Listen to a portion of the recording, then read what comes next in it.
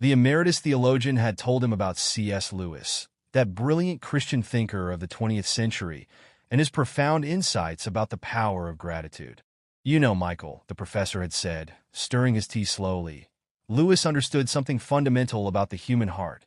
Gratitude is not just a reaction to good events. It is a transformative force that changes our whole being." Those words had stuck in Michael's mind like a seed that was now beginning to sprout. He leaned back in his office chair and looked around the room. His office was elegantly decorated, with high-quality furniture and the latest technology. On the sideboard were framed photos of his family. His wife Sarah with her warm smile, his children Lisa and Tom at various milestones in their young lives. All of these blessings surrounded him daily, and yet he had hardly noticed them consciously lately. A wave of realization swept through him. How long had he been living in autopilot mode? When was the last time he stopped to really give thanks for the warm coffee in the morning, for the laughter of his children at breakfast, for the support of his colleagues, for the simple fact that he was healthy and could breathe? Michael opened his desk drawer and pulled out a blank notebook. With deliberate movements, he began to write, "Today I begin anew. Today I begin with gratitude." The words flowed surprisingly easily from his pen, as if they had been waiting to finally be expressed. He remembered another quote from C.S. Lewis that his mentor had shared. "Surprise is the companion of gratitude. He who takes everything for granted cannot be grateful, but he who expects nothing and accepts everything as an undeserved grace, for him each new day becomes a miracle." These words struck him now with special force. Michael decided to try a little experiment. He closed his eyes and began to consciously list the things he could be grateful for. It started with the obvious things: his family, his health, his job. But then his thoughts moved to the small, often overlooked details of life. The first sip of coffee in the morning, the gentle rustling of leaves outside his window, the friendly smile of the cleaner who tidied his office every morning. To his surprise, he felt his heart begin to open during this simple exercise. A subtle but tangible joy flowed through him. It was as if a heavy curtain had been lifted that had previously obscured his view of the beauty of everyday life. The words from the first letter to the Thessalonians, "Be thankful in everything," suddenly took on a new, deeper meaning for him. It was not about superficially saying thank you or fulfilling a religious obligation. It was about a fundamental reorientation of his perspective, a completely new way of perceiving and living life. At that moment, Michael made a decision. He would begin every morning with a conscious prayer of thanks, not as a hastily spoken formula, but as a mindful practice of perception and appreciation. He resolved to turn the notebook into his gratitude journal, in which he would record at least 3 blessings every day for which he was particularly grateful. The implementation of this plan proved to be surprisingly transformative. Within the first few days, Michael noticed subtle changes in his perception and behavior. His morning meetings began with a new presence and attentiveness. He listened more carefully to his employees, was more aware of their contributions, and found more reasons to express his appreciation to them. His colleagues noticed the change. "You seem somehow different," said his assistant Barbara one day. "More relaxed, more present." Michael just smiled. How could he explain to her that the simple practice of gratitude had begun to change his life? The constant stress that had previously accompanied him, like an invisible shadow, began to dissolve. In its place came a deeper peace, an inner calm that sustained him even in challenging situations. It was as if he had found an inner anchor that gave him stability, regardless of external circumstances. Michael realized that gratitude was like a muscle that grew stronger through regular training. The more he practiced gratitude, the easier it was for him to find reasons to be grateful even in difficult situations. Even in projects that didn't go according to plan or in conflict situations, he discovered opportunities to learn and grow. This new attitude also had an impact on his day. The morning conversations at breakfast, which had previously often been characterized by hecticness and stress, became precious moments of exchange. He began to consciously look for reasons to be grateful in his children, not just for their achievements, but for their unique nature, their little idiosyncrasies, their way of seeing the world. His wife Sarah was the first to notice the change. "You're more like the man I fell in love with again," she said one evening as they sat together on the terrace watching the sunset. "Do you know that you're smiling more often again?" The practice of gratitude began to spread like circles in water. Michael also began to talk about his experiences in his professional environment, not in a pushy or didactic way, but authentically and personally.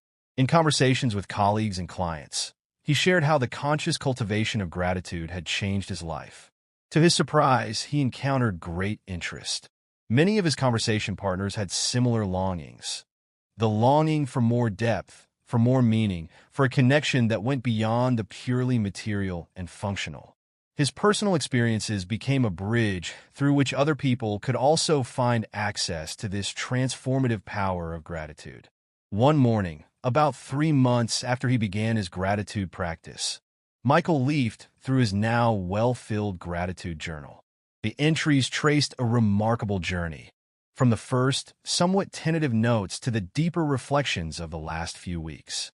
He realized how his perception had sharpened, how he had learned to discover the extraordinary beauty in the seemingly ordinary. In his gratitude journal, Michael found not only a record of blessings, but also a mirror of his own transformation.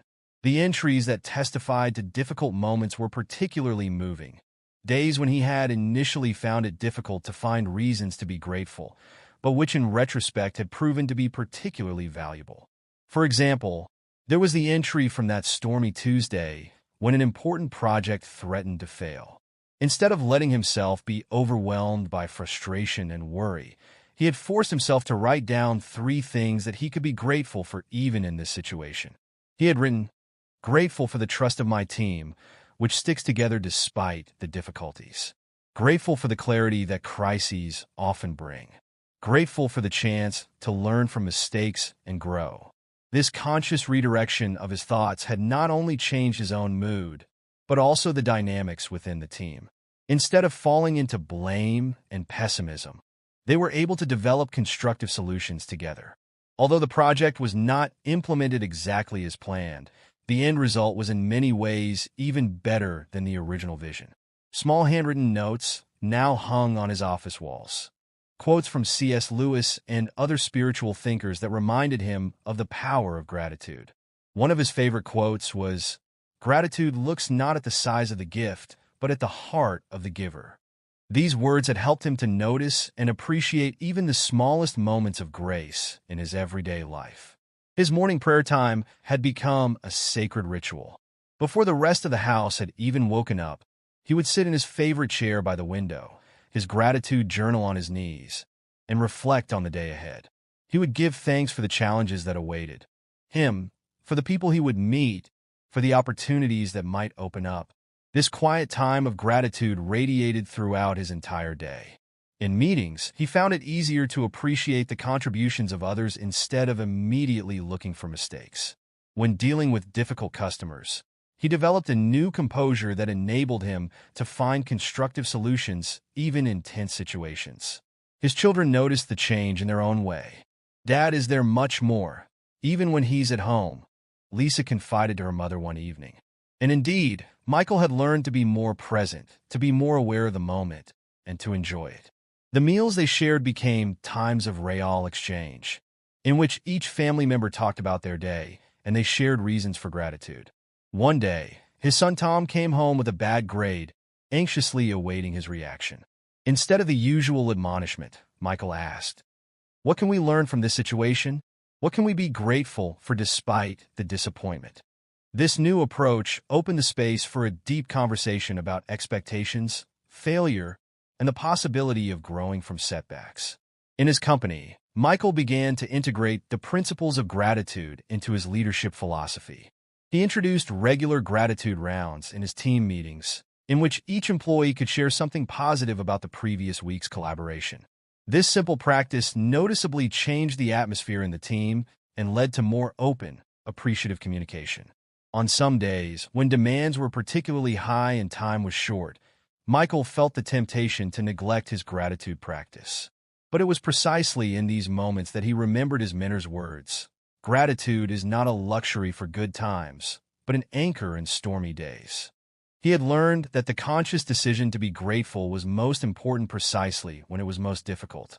His changed attitude also affected his relationships outside of his family and work. In his neighborhood, he became more aware of the small gestures of kindness. The wave from the elderly lady across the street, the smile from the postman, the helpfulness of the caretaker. He began to be more aware of these everyday encounters and to respond with small gestures of appreciation. In his gratitude journal, he noted not only the blessings he received, but also the moments when he himself was able to become a blessing to others. He realized that gratitude and generosity were closely connected. The more he noticed the abundance in his life, the more natural it became to share this abundance with others. One evening, as he sat with Sarah on their terrace and they watched the sunset together, he reflected on the changes of the last few months. You know, he said thoughtfully, I always thought that success would make me happy. But it was gratitude that showed me that I already have everything I need to be happy. Sarah squeezed his hand gently. You've changed, she said quietly. Not just on the outside. It's like you've found an inner peace that sustains you. Michael nodded. He thought of the many small moments of grace he had previously overlooked. The way the morning light filtered through the kitchen windows, the sleepy smiles of his children at breakfast, his wife's loyal support through all the ups and downs. He had now established a small tradition in his office. Every Friday afternoon, he took half an hour to review the week and record in his gratitude journal the special moments of grace in his presence. This practice helped him to see the often hectic work routine in a different light and to recognize the deeper meaning of his professional activities. Friday reflections in his office became a sacred ritual that helped him see the past few days in a deeper light. On this particular Friday, Michael sat at his desk longer than usual, his gratitude journal open in front of him. The setting sun bathed the room in a warm, golden light as he reflected on the events of the past week. He remembered the difficult conversation with an unhappy customer on Tuesday. In the past, such a situation would have burdened him for days. But this time he saw the challenge as an opportunity for further development. He wrote in his diary, "Grateful for the patience I was able to muster today. Grateful for the opportunity to grow through conflict. Grateful for the ultimately positive outcome of the conversation." His new perspective had also inspired his team. Julia, a young colleague, had confided in him that his way of dealing with challenges had given her a new perspective on her own work. It's as if you first look for the good in every situation, she had said. It changes the whole atmosphere in the office. Michael's mind wandered to the small moments of the past week. The surprise phone call from an old friend, the spontaneous picnic with his children in the park, the encouraging feedback from a mentor. All of these seemingly insignificant events formed a mosaic of grace that enriched his life. In his journal, he began to develop different categories of gratitude. There were the obvious blessings, health, family, professional success. But increasingly, he also discovered the hidden reasons for gratitude, the lessons in defeat, the wisdom in waiting, the beauty in everyday moments. A particularly moving moment of the week was the conversation with his son Tom. The boy had confided in him after dinner and told him about his fears about the upcoming change of school. Instead of immediately reacting with advice, Michael had first listened and then thought together with Tom about what they could be grateful for in this challenging situation. They had made a list: the chance to make new friends, the opportunity to learn new things, the courage to face change. This way of dealing with worries and fears had brought a new dimension to their father-son relationship. At the end of the conversation, Tom had said, "Dad, it feels different when you look at things this way." Michael had understood in that moment that he had not only developed a personal practice, but a valuable tool that he could pass on to his children. His changed attitude had been reflected in concrete initiatives in the company. The weekly team meetings now always began with a short gratitude session. At first, some colleagues had been skeptical, but this practice had now become a valued part of the company culture. Employees reported a more positive working atmosphere and improved collaboration. Sarah had noticed at dinner the other day that he was dealing with stress more calmly. "You used to bring problems home with you," she had said. "Now it seems like you've found a way to put them in perspective." Michael had told her about his technique of writing down 3 positive things at the end of each workday, no matter how difficult the day had been. This evening practice had proven to be particularly valuable. Even on days marked by setbacks and disappointments, he always found something to be grateful for. Sometimes it was a great success, but more often it was the small moments of grace. An encouraging comment, a problem solved, a moment of clarity in the midst of the hustle and bustle. The small moments of grace began to run like a thread through Michael's life. One morning, when he arrived at the office earlier than usual, he met Maria, the cleaner who had been keeping the building in order for years. For the first time, he consciously took time to talk to her. He learned about her family in Portugal, about her hopes for her children, about the small joys she found in her daily work. This encounter touched him deeply and found its way into his gratitude journal. Grateful for Maria, who with her silent presence and care makes our workplace a better place. The practice of gratitude had changed his sense of time. Where he used to rush from one appointment to the next, he now begged, and to take conscious breaks. In these moments of silence, he took time to notice the present. The taste of his coffee, the sound of rain on the windows, the distant laughter of colleagues in the hallway. These mindful moments became islands of calm in his busy, everyday life. His daughter Lisa had noticed this change in her own way. "Dad, you listen differently now," she said one evening as she told him about her school life. "You're not so distracted anymore." This simple observation struck him deeply. He realized that gratitude had changed him not only spiritually, but also in his interpersonal relationships. A new dynamic developed in his team. The initial skepticism about the gratitude rounds had given way to genuine appreciation. Colleagues reported that this practice had made them more conscious of positive moments outside of meetings. A young employee told how he had gotten into the habit of sharing 3 good things from the day with his partner every evening. Michael began to share his experiences in a broader context. At a leadership conference, he gave a talk about the importance of gratitude in corporate culture. He spoke of the measurable improvements in team satisfaction and productivity, but also of the more subtle changes: the improved work climate, the increased creativity, the deeper connection among employees. His own spiritual journey continued to deepen. Morning prayer times became richer and more complex. He began to give thanks not only for obvious blessings, but also for challenges that made him grow, for difficult people who exercised his patience, for setbacks that taught him humility. A particularly moving moment was the reunion with his brother Thomas, with whom contact had cooled for years. At a chance meeting at a family celebration, Michael found the strength to take the first step towards reconciliation. Instead of old accusations, he focused on gratitude for the shared childhood memories and the chance for a new beginning. Sarah noticed that their marriage had gained a new depth. The evening conversations on the terrace were no longer dominated by everyday worries, but by a genuine exchange of dreams, hopes, and gratitude for their journey together. "It's as if we found a new way of looking at life," she said one evening.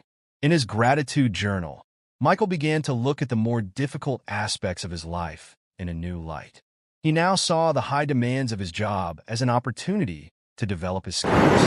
Conflicts in relationships became opportunities for growth. He was even able to look at his own mistakes and weaknesses with more compassion and understanding.